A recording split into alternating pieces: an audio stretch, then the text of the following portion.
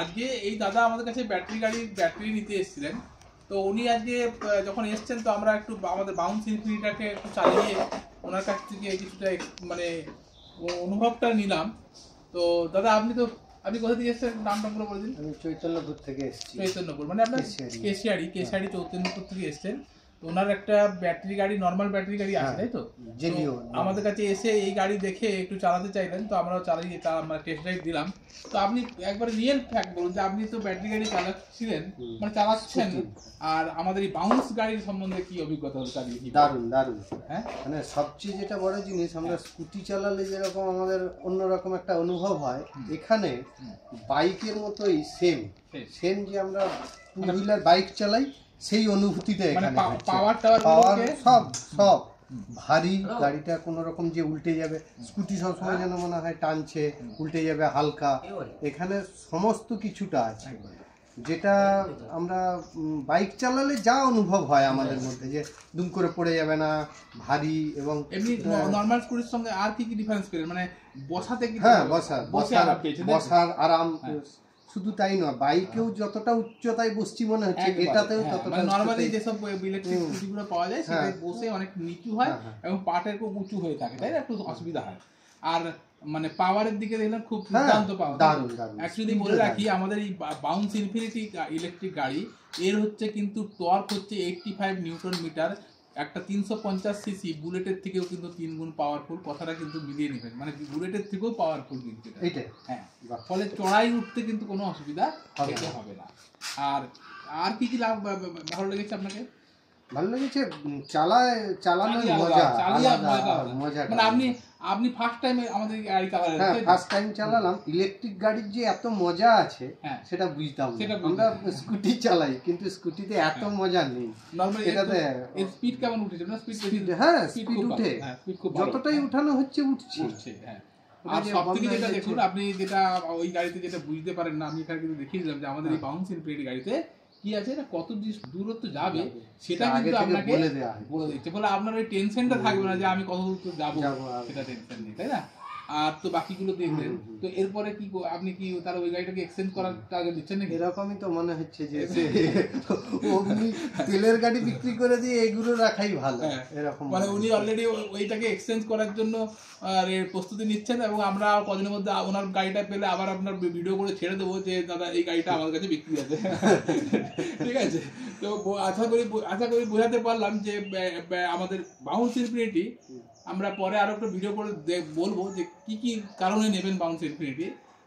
তো ওগুলো কিন্তু খারাপ নয়, ওই গাড়িগুলো পারপাস ঠিক আছে। আপনার কি মনে হয়? আমরা যেটা বলি ব্যাটারি গাড়ি কেনার সময় আমরা বলি যে যদি আপনি লোকালি ঘুরবেন তাহলে ওগুলো ঠিক আছে, আমরা ওগুলোকে কিন্তু খারাপ বলছি না। ওটার পারপাস লোকালি ঘোরার জন্য ঠিক আছে, কেন মানে রিলায়েবল নয় অতটা যে আপনি দূরে কোথাও যাবেন। এটা দূরে গেলে কি রিলায়েবল? হ্যাঁ, একবার তাই না? হ্যাঁ, এটা কিন্তু রিলায়েবল, মানে আপনি যে কোনো জায়গায় যেতে আপনার সাহস থাকবে যে আমি এটাকে ভরসা করতে পারি। কি ঠিক বললাম?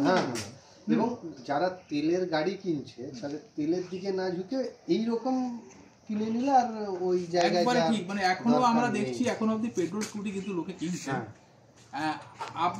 আমি আজকে আবার বলছি, আমাদের এই বাউন্স ইনফিনিটি আপনি 100 টাকা খরচা করে একটা পেট্রোল স্কুটি আপনাকে 35 কিলোমিটার নিয়ে যাবে। আমাদের বাউন্স ইনফিনিটি 100 টাকার বিনিময়ে আপনাকে 500 কিলোমিটার মিনিমাম নিয়ে যাবে। ঠিক বললাম না? ভুল বললাম না? 100 টাকার বিনিময়ে আপনি কিন্তু 500 কিলোমিটার যাত্রা করতে পারবেন বাউন্স ইনফিনিটিতে। আবার আপনাদের জানিয়ে রাখি, আমাদের নতুন যে হাই স্পিড চার্জার বেরোচ্ছে তাতে কিন্তু 50 মিনিটে চার্জ হয়ে যায়। অর্থাৎ আপনি কিন্তু আমাদের বাউন্স ইনফিনিটি নিয়ে 50 মিনিটে ফুল চার্জ করতে পারেন, অর্থাৎ আপনি ভারত ভ্রমণে যেতে পারবেন। ঠিক বললাম? হ্যাঁ, মানে আমাদের এই বাউন্স ইনফিনিটি গাড়ি নিয়ে আপনি কিন্তু ভারত ভ্রমণে বেরিয়ে যেতে পারেন। 50 মিনিটে যদি চার্জ হয়, চা খেতে, ব্রেকফাস্ট করতে, এইসব করতেই তো 80% চার্জ, 50 মিনিটস অনলি। ঠিক আছে, আর আমরা তো দেখিয়েছিলাম, আমরা আবার দেখিয়ে দিচ্ছি যে এটা আপনার কেমন লেগেছে বলুন, আমাদের এই ব্যাটারি সিস্টেমটা কেমন লেগেছে? আপনার গাড়িতে চার্জ করতে কতক্ষণ লাগে? 5-6 ঘন্টা মিনিমাম, তাই না?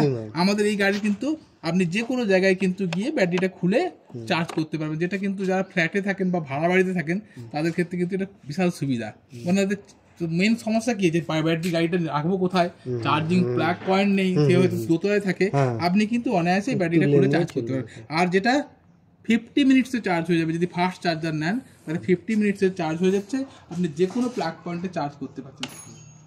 গাড়ির বডিটাও খুব হ্যাঁ গাড়ির বডি কেমন লেগেছে? দারুণ হ্যাঁ দারুণ লেগেছে। তাহলে আমরা কিন্তু এটা নিজেরা রিভিউ দিচ্ছি না, উনি কিন্তু একজন ব্যাটারি গাড়ির চালক, মানে ওনার অলরেডি আছে, উনি আমাদের কাছে আজকে ব্যাটারি কিনতে এসেছেন এবং ওনার কাছ থেকে রিভিউটা নেন। তাই তো দাদা ঠিক বললাম কি ভুল বললাম? হ্যাঁ তো আপনি এবার বলে দিন যে যারা ব্যাটারি গাড়ি কিনবে আর পেট্রোল গাড়ি স্কুটি কিনতে এসেছে তাদের জন্য কি মেসেজ একটু বলে দিন। তা এই গাড়ি নেবেন, এই গাড়িতে যেরকম আমেজ তেমনি মানে সাশ্রয়, তেলের সাশ্রয়টাও একই রকম। মানে যদি পেট্রোল গাড়ি কিনতে চাই তাহলে বলবেন এই গাড়ি নিতে, আর যারা ব্যাটারি গাড়ি কিনতে চাইছেন তারাও এই গাড়ি, মানে যদি এবার ডিপেন্ড করছে যদি দূরে যদি যাতায়াত করেন, মানে দূরে যদি যাতায়াত করেন তাহলে এমন কিছু। আচ্ছা দাম অনুপাতে কি আপনার খুব বেশি মনে? না না সে অমনি স্কুটির দামও এরকম দেখতে ছেড়ে যাবে দেখতে গেলে। হ্যাঁ আমাদের কাছে যাই হোক, আশা করি বোঝাতে পারলে আমাদের বাউন্স ইনফিনিটি। আমাদের সঙ্গে জুড়ে থাকুন, আমরা কিন্তু ব্যাটারি গাড়ি নিয়ে প্রতিদিন আপনাদেরকে বোঝানোর চেষ্টা করছি যাতে আস্তে আস্তে মানুষ ব্যাটারি গাড়ির দিকে ঝুঁকে যায়। ধন্যবাদ, আমাদের সঙ্গে জুড়ে থাকুন, আমাদের ফেসবুক পেজ ও ইউটিউব থেকে ফলো করুন। ধন্যবাদ।